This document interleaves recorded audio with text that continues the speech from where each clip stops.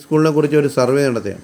Survey നടത്തുകയെന്ന് പറഞ്ഞാൽ നമ്മളെപ്പോഴും practice ചെയ്യുന്നത് കുട്ടികളുടെ ഡ്രൈവിംഗ് നിലവാരം ഉയർത്താൻ വേണ്ടിയാണ്.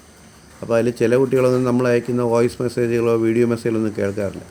അപ്പോൾ നമ്മൾ ഉദ്ദേശിക്കുന്ന പോലെ ആ കുട്ടികൾ ഇമ്പ്രൂവ്മെൻറ്റ് വരാതിരിക്കുമ്പം പഠിപ്പിക്കുന്ന ആളിനൊരു പ്രയാസം. ഇനി നമ്മളെ ക്ലാസ്സിൻ്റെ പ്രശ്നം കൊണ്ടാണ്.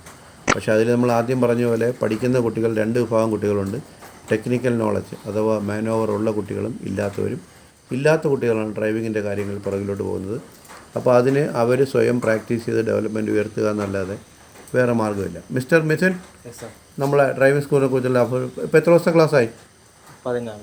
16 ദിവസത്തെ ക്ലാസ്സായി. നമ്മൾ പറഞ്ഞത് 16ാമത്തെ ക്ലാസ് മുതൽ 17ാമത്തെ ക്ലാസ്സാണ്. 17ാമത്തെ ക്ലാസ് മുതൽ നമ്മൾ എല്ലാ കാര്യങ്ങളും തനിച്ച് ചെയ്യണം എന്നാണ് പറഞ്ഞിരിക്കുന്നത്. അതുവരെ നിങ്ങൾ എല്ലാ കാര്യങ്ങളും പറഞ്ഞ് പഠിപ്പിച്ചു അല്ലേ? അപ്പം വ്യക്തമായി നമ്മൾ പറഞ്ഞ് പഠിപ്പിച്ചാണ് ഓരോ ക്ലാസ്സുകൾ തുടങ്ങിയത്. ഇപ്പോൾ 16 ദിവസത്തെ ക്ലാസ്സുകളായപ്പോൾ എന്താണ് മിഥുൻ്റെ കാഴ്ചപ്പാടുകൾ? മിഥുന് എന്തെങ്കിലുമൊക്കെ പോരാക്കുറവുകളും കാര്യങ്ങളൊക്കെ ഉണ്ടോ? എനിക്ക് ഇപ്പോഴത്തെ പ്രശ്നം എന്ന് പറയാൻ നേരത്ത് ക്ലച്ച് റിലീസ് ചെയ്യാനും പെട്ടെന്നായി പോകുന്നുണ്ട്. പിന്നെ ഗിയർ ചേഞ്ച് കറക്റ്റ് ഏത് ഗിയർ എന്നുള്ള സംശയമുണ്ട്. അത് ഓക്കെയാണ്. അപ്പോൾ ഈ ക്ലച്ചിൽ നിന്ന് കാലെടുക്കുന്നത് പെട്ടെന്നായി പോകുന്നു. യഥാർത്ഥം എങ്ങനെയാണ് കാലെടുക്കാനുള്ളത്? പയ്യെ സാവധാനം എടുക്കണം അല്ലേ? അങ്ങനെ സാവധാനം എടുക്കുമ്പോഴേ മിഥുൻ എന്താവുള്ളൂ, ഓക്കെ ആവുള്ളൂ. അപ്പോൾ അതാണ് മിഥുൻ്റെ ക്യാരക്ടർ. ഓരോ കുട്ടികളും ഓരോ ക്യാരക്ടറാണ്. അപ്പോൾ നമ്മൾ പെട്ടെന്ന് എടുത്തു പോകുന്നു, പക്ഷേ അത് ഞാൻ പയ്യെ സാവധാനത്തിൽ നിർത്തിയെടുക്കണം, ഹാഫ് ക്ലച്ച് നിർത്തിയെടുക്കും എന്നൊരു കേസിൽ മിഥുന് തീരുമാനം എടുത്തു കഴിഞ്ഞാൽ മിഥുൻ്റെ കാര്യം ഓക്കെ ആയിരിക്കും. പക്ഷേ മിഥുൻ അങ്ങനെ ചെയ്യാൻ കഴിയുന്നില്ല എന്നുള്ളതാണ് മിഥുൻ്റെ വീക്ക് പോയിൻറ്റ് അല്ലേ? അപ്പോൾ അതിന് നമ്മളെ മോളിൽ ഡ്രൈവിംഗ് സ്കൂളിനകത്ത് അതിൻ്റെ ഡെമോൺസ്ട്രേഷൻ സിസ്റ്റം ഉണ്ട്. നമ്മൾ അവിടെ നിന്ന് പ്രാക്ടീസ് ചെയ്താൽ മതി. ഇപ്പോൾ ഇന്ന് മിഥുൻ്റെ രാവിലെ ക്ലാസ് എത്ര മണിക്കായിരുന്നു? 6 മണിക്ക്. മിഥുൻ എത്ര മണിക്ക് വന്നു? 6 മണിക്ക് വന്നു. ക്ലാസ് അറ്റൻഡ് ചെയ്തു. മിഥുനിപ്പോൾ എന്ത് ചെയ്യും? പോകും. ക്ലച്ചിൻ്റെ ഹാഫ് ക്ലച്ചിൻ്റെ ബാക്കി മിഥുൻ എന്ത് ചെയ്യും? നാളത്തേക്ക് മാറ്റി. ഇന്നിപ്പോൾ പ്രാക്ടീസ് ചെയ്യും. ഇന്നലെ പ്രാക്ടീസ് ചെയ്താ? ഞാനത് ചെയ്താ?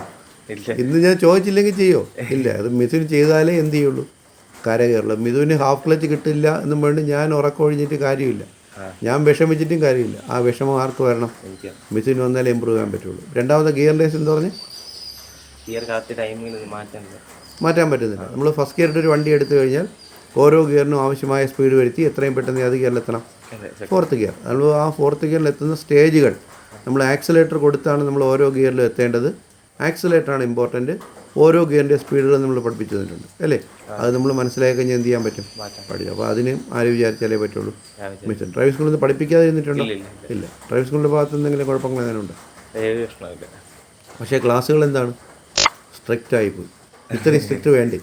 കാരണം അത് നിങ്ങൾ 30 ദിവസങ്ങളേ ഉള്ളൂ.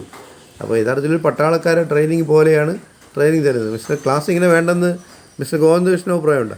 ക്ലാസ് കുറച്ചുകൂടെ വെള്ളം ചേർത്ത് പഠിപ്പിച്ചാൽ മതി, സാർ ഇത്രയും പഠിപ്പിക്കേണ്ട എന്ന് തോന്നുന്നുണ്ടോ? ഇല്ല. നമ്മൾ ക്ലാസ്സുകൾ പഠിക്കുമ്പം നമ്മൾ അങ്ങനെ തന്നെ പഠിക്കാം. Okay, very good mister Mithun രാജിൻ്റെ കാര്യങ്ങൾ ഷെയർ ചെയ്തു.